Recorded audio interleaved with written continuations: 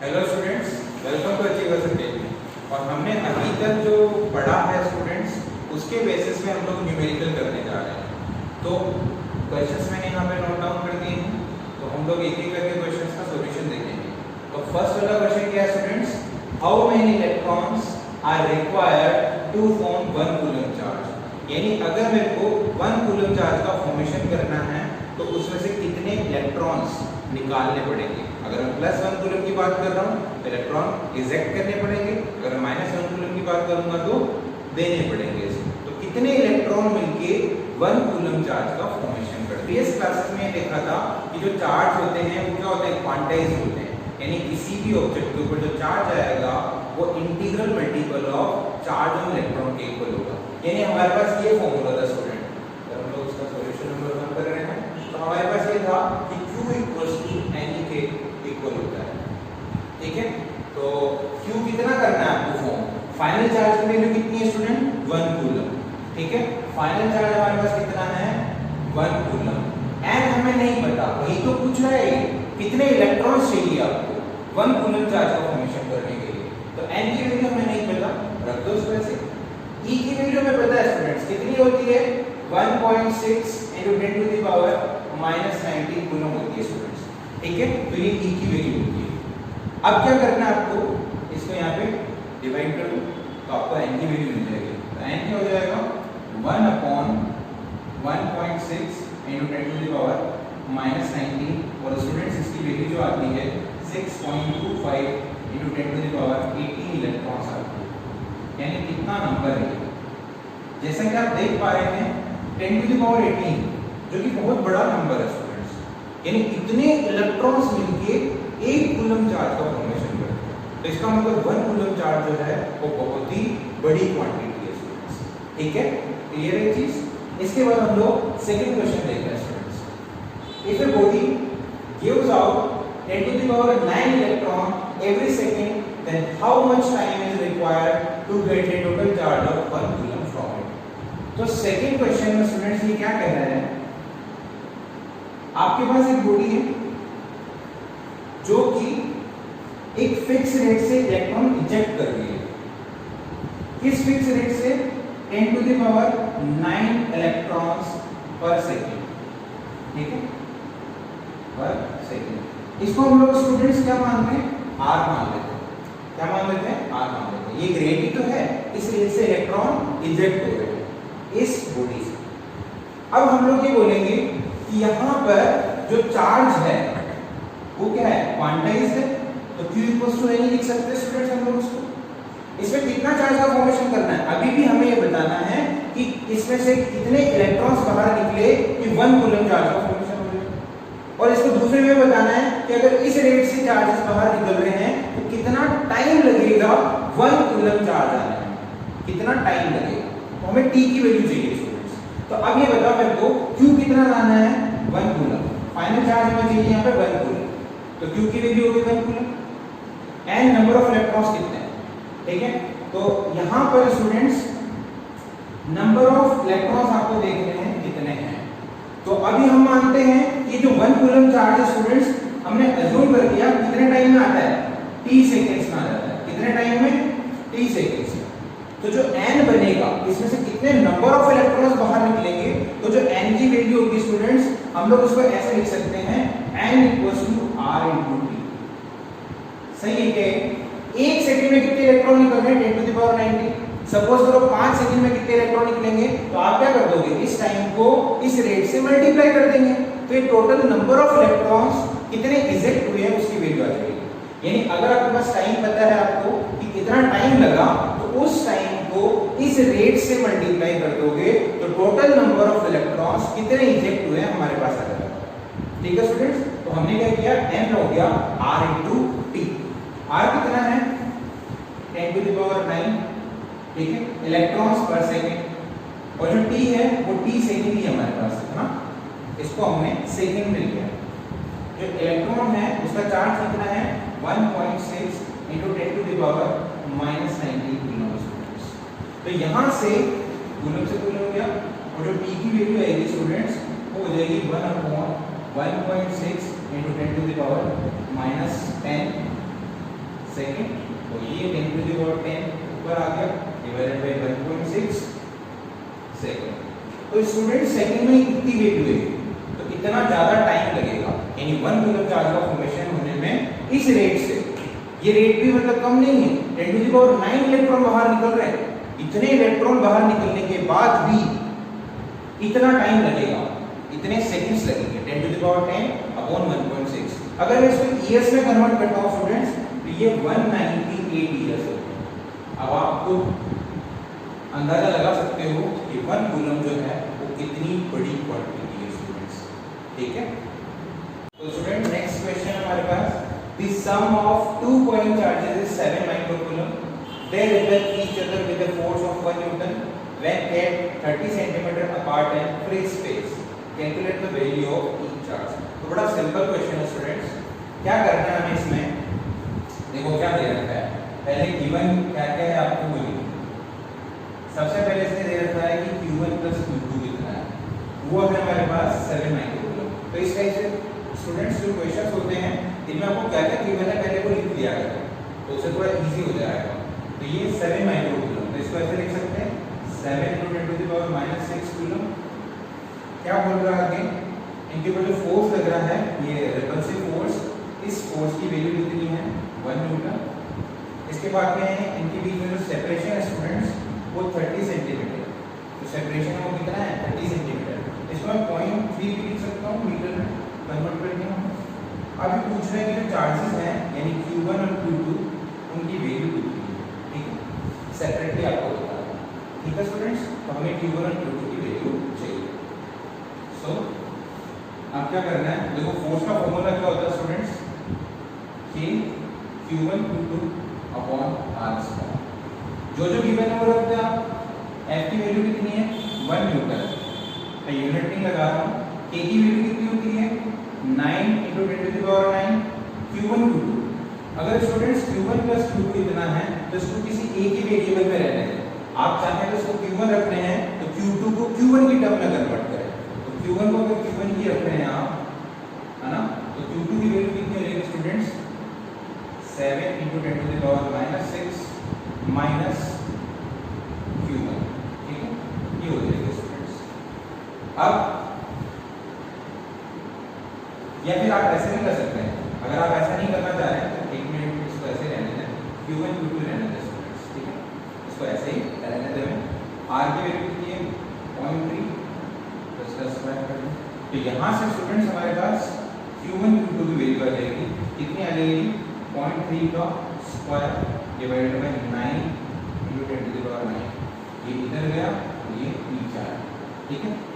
तो ये हमारे पास 0.09 divided by 9 × 10 to the power 9, तो ये हमारे पास आ गया students 10 to the power -11, 10 to the power -11, क्योंकि आप क्या करोगे इसको 9 × 10 टू द पावर -3 लिखोगे और ये हो गया 9 × 10 टू द पावर 9, ये गया, ये ऊपर आएगा तो 10 टू द पावर -11 हो जाएगा स्टूडेंट्स, ठीक है।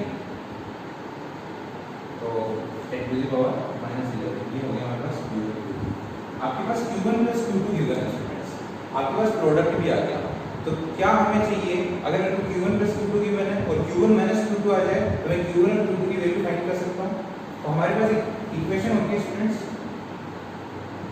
a plus b स्क्वायर, जो है a minus b का होल स्क्वायर अगर मुझे बनाना है तो मैं इसको ऐसे लिख सकता हूँ, इनइक्वालिटी होती है हमारे पास a minus b whole square equals to a plus b whole square minus 4ab, ठीक है स्टूडेंट्स।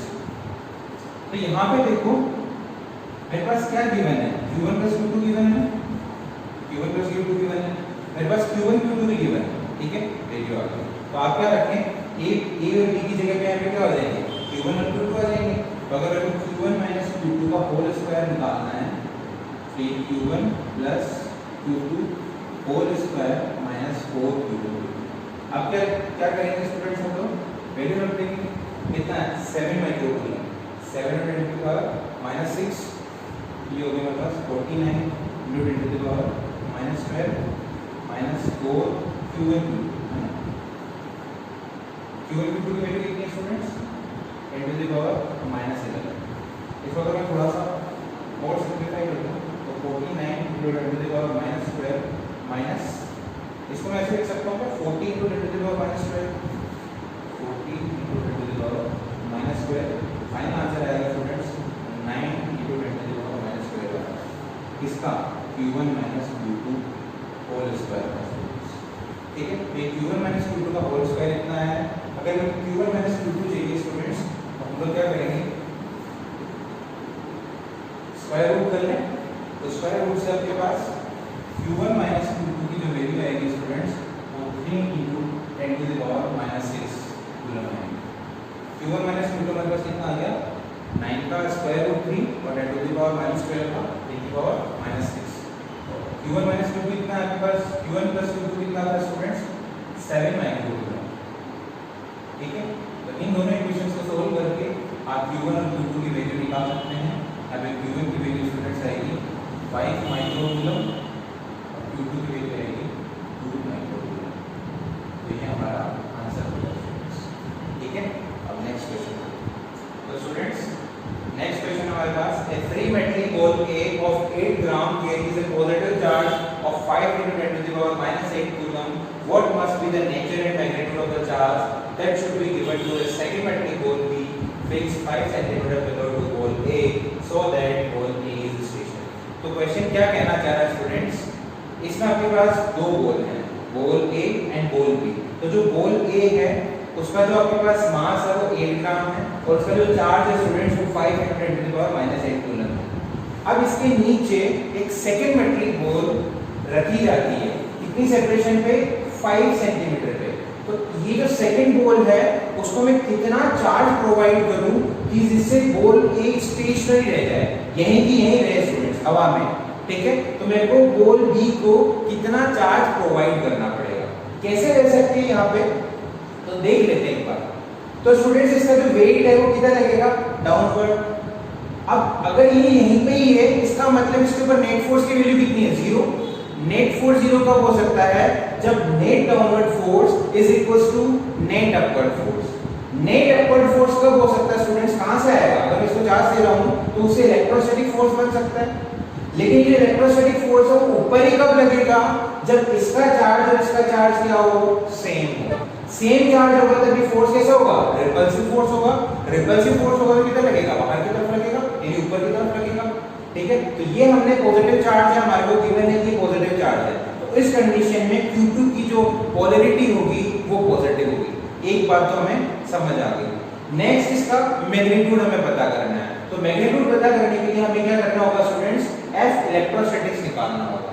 यानी यहाँ पर क्या है, A जो है वो स्टेशनरी है। स्टेशनरी का मतलब है इसके ऊपर नेट फोर्स 0 है, यानी जितना डाउनवर्ड फोर्स लग रहा है उतना ही अपवर्ड फोर्स लग रहा है। ठीक है, डाउनवर्ड फोर्स कौन सा है, mg। अपवर्ड फोर्स कौन सा है, इलेक्ट्रोस्टैटिक। तो हम लोग क्या करेंगे, दोनों को बैलेंस कर लेंगे, इक्वल कर लेंगे। तो यहाँ से हमारे पास Q2 की वैल्यू निकल सकती है स्टूडेंट्स। तो हम लोग क्या करेंगे, एट इक्विलिब्रियम, ठीक है, इक्विलिब्रियम वाली कंडीशन पे F electrostatics is equals to mg। F electrostatics की वैल्यू क्या हो जाएगी students, K Q1 Q2 upon R square, ठीक है, is equal to mg। K की वैल्यू कितनी है students, 9 into 10 to the power 9। Q1 की वैल्यू कितनी है, 5 into 10 to the power minus 8 coulomb. Q2 हमें नहीं पता, Q2 की लिखो R स्क्वायर। ये डिस्टेंस कितनी है स्टूडेंट्स, 5 सेंटीमीटर। इसको मैं 0.05 या फिर आप ऐसे लिख सकते हो 5 into 10 to the power minus 2 metre लिख सकते हैं इसको, इसका होल स्क्वायर। और ये किसके इक्वल है स्टूडेंट्स, mg के इक्वल है। m कितना है आपके पास, 8 ग्राम। ग्राम को केजी में कन्वर्ट करेंगे तो 8 into 10 to the power minus 3 लिख सकते हैं। g कितना है, 10 ले लेते हैं एक बार। ठीक है, अब इसको सोल्व करेंगे स्टूडेंट्स तो हमारे पास Q2 की वैल्यू कितनी आ जाएगी, Q2 is equals to 8 into 10 to the power minus 2।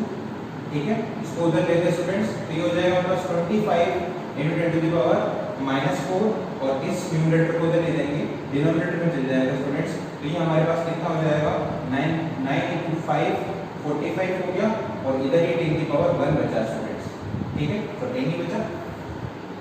इसको अगर हम लोग सोल्व करेंगे स्टूडेंट्स तो आपके पास कितना आ जाएगा, 25 into 8 that is 200 into 10 to the power minus 6 और यहाँ पे कितना हो गया 45 इंटू 10, ये भी चल गया 5 का इधर 4 और ये 9, तो स्टूडेंट्स ये आ गया मेरे पास 4/9 into 10 to the power -6। Finally इसको सोल्व करते हैं स्टूडेंट्स, हमारे पास ये आता है 4.36 into 10 to the power -7 coulomb. तो स्टूडेंट्स ये हमारे पास Q2 की वैल्यू आ गई, और साथ में हमें ये भी पता है कि कैसा है पॉजिटिव चार्ज, तो नेचर भी हमने पता कर लिया और मैग्नीट्यूड भी पता कर लिया, तो हमारा ये आंसर आ चुका। तो स्टूडेंट्स नेक्स्ट क्वेश्चन हमारे पास, two similarly equally charged identical metal spheres A and B repel each other with a force of 2 into 10 to the power -5 Newton. A third identical sphere C is touched to A, then placed at the midpoint between A and B. Calculate the net electrostatic force of C. तो students हमारे पास क्या है, दो metallic sphere है, identical है ना, A और B, इनके ऊपर जो चार्ज है स्टूडेंट्स वो ऐसा है कि सेम है, ठीक है, आइडेंटिकल है, मतलब इनकी जो शेप है वो भी सेम है, और साथ में इनके पास जो चार्ज है स्टूडेंट वो भी सेम है, और ये कहाँ पे रखे हुए हैं, एयर पे रखे हुए, ठीक है, और जो फोर्स लग रहा है इनके बीच में वो कितना है 2 into 10 to the power -5 Newton. तो ये हमारे पास क्या हो गया केस 1। तो केस 1 है, इसमें हमने माना कि इनके बीच की जो सेपरेशन है वो r है, और उनके ऊपर जो चार्ज है स्टूडेंट अगर ये q है तो ये भी q ही होगा, तो जो फोर्स लगेगा स्टूडेंट्स वो कितना होगा k q1q2, ठीक है, q1q2 अपॉन r², तो ये हो गया हमारे पास k q² अपॉन r², ठीक है स्टूडेंट्स, क्योंकि q1 की वैल्यू भी q है, q2 की वैल्यू भी q है, तो q1 into q2 यानी q² हो गया, तो ये फोर्स की जो वैल्यू आ गई स्टूडेंट्स वो k q² अपॉन r², इसको हम लोग इक्वेशन नंबर 1 दे देते हैं। नेक्स्ट केस ले लें स्टूडेंट्स हम लोग, नेक्स्ट सिचुएशन में इसने क्या बोला, एक थर्ड मेटलिक स्फीयर है जो कि आइडेंटिकल है, यानी रेडियस तीनों की सेम है, थर्ड स्फीयर है, ठीक है, इसको क्या किया जाता है स्टूडेंट्स, ए के साथ टच किया जाता है, ए के साथ टच करने के बाद इनके मिड पॉइंट पे इसको रख देते हैं। तो अब आप ये बताओ कि जो नेट इलेक्ट्रोस्टैटिक फोर्स है सी के ऊपर वो कितना लगेगा, ठीक है, तो क्या किया, सबसे पहले इसने आपके पास सी मेटलिक स्फीयर है, इसको हम लोग टच कर रहे हैं स्टूडेंट्स, ठीक है, इसको ए के साथ टच किया, तो पहले कितना चार्ज था ए के ऊपर, ए के ऊपर स्टूडेंट q चार्ज है, जब इसकी टचिंग होगी तो ये चार्ज रीडिस्ट्रीब्यूट होगा और कितना आ जाएगा, हाफ आ जाएगा, यानी इसके पास कितना रह जाएगा स्टूडेंट्स q/2 चार्ज हो जाएगा, और इसके पास भी कितना रह जाएगा q/2। अब क्या किया, इस c को उठाया और इसके मिड पॉइंट पर रख दिया, तो अब जो नेक्स्ट सिचुएशन बन रही है स्टूडेंट्स वो ऐसी है, a और b आपके पास स्फीयर है, c भी स्फीयर है, तीनों आइडेंटिकल हैं, लेकिन तीनों के पास जो चार्जेस हैं वो अलग अलग है, इसके पास q/2 है, इसके पास भी q/2 चार्ज है, लेकिन इसका जो चार्ज है वो चेंज नहीं हुआ है, ठीक है स्टूडेंट्स। अब आपको ये बताना है कि जो c है इसके ऊपर नेट इलेक्ट्रोस्टैटिक फोर्स कितना है, तो ये निकालने के लिए हमें क्या करना पड़ेगा, a का c के ऊपर फोर्स लिखना पड़ेगा, b का c के ऊपर फोर्स लिखना पड़ेगा, फिर आप इन दोनों फोर्सेस का क्या करेंगे, वेक्टर सम करेंगे, तो इससे आपको नेट फोर्स आ जाएगा, ठीक है। तो यहाँ पे हम क्या करेंगे, a और c के ऊपर फोर्स निकालेंगे स्टूडेंट्स। आप ये बताओ, जब चार्जेस आइडेंटिकल हैं, है ना, तो a से c के ऊपर जो चार्ज आया है वो सेम ही तो चार्ज है, यानी अगर ये पॉजिटिव हुआ तो ये भी पॉजिटिव होगा, ये नेगेटिव हुआ तो ये भी नेगेटिव होगा, तो सेम चार्जेस के बीच में जो फोर्स लगेगा स्टूडेंट्स वो कैसा होगा, रिपल्शन, है ना, इनके बीच में क्या होगा, रिपल्शन होगा, तो ये फोर्स किधर लगेगा, बाहर की तरफ, ऐसे, ठीक है स्टूडेंट्स। तो हम लोग इसको ऐसा समझ सकते हैं, ये हमारे पास क्या हो गया, FCA, force on C due to A।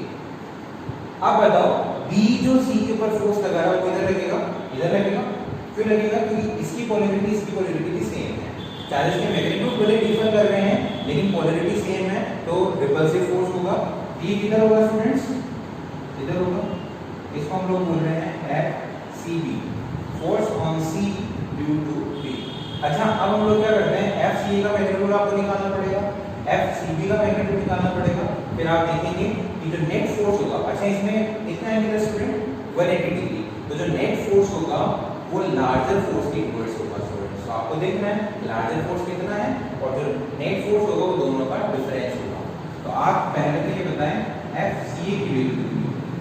Force on C due to A K Q1 2, तो पहला वाला चार्ज कितना है Q/2, A के ऊपर कितना फोर्स है, सॉरी कितना चार्ज है Q/2, C के पास कितना चार्ज है Q/2, डिस्टेंस कितनी होगी स्टूडेंट R/2 का होल स्क्वायर, डिस्टेंस के हाफ होगा क्योंकि मिड पॉइंट पे रखा हुआ।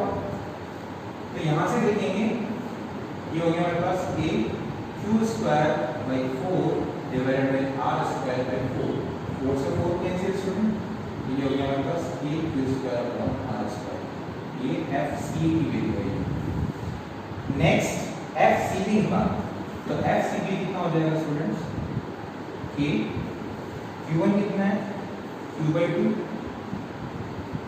Q2 कितना है Q अपॉन कोई डिस्टेंस हो R/2, तो ये हमारे पास आ गया K Q²/2 R²/4, इसकी वैल्यू होगी स्टूडेंट 2 K Q²/R²।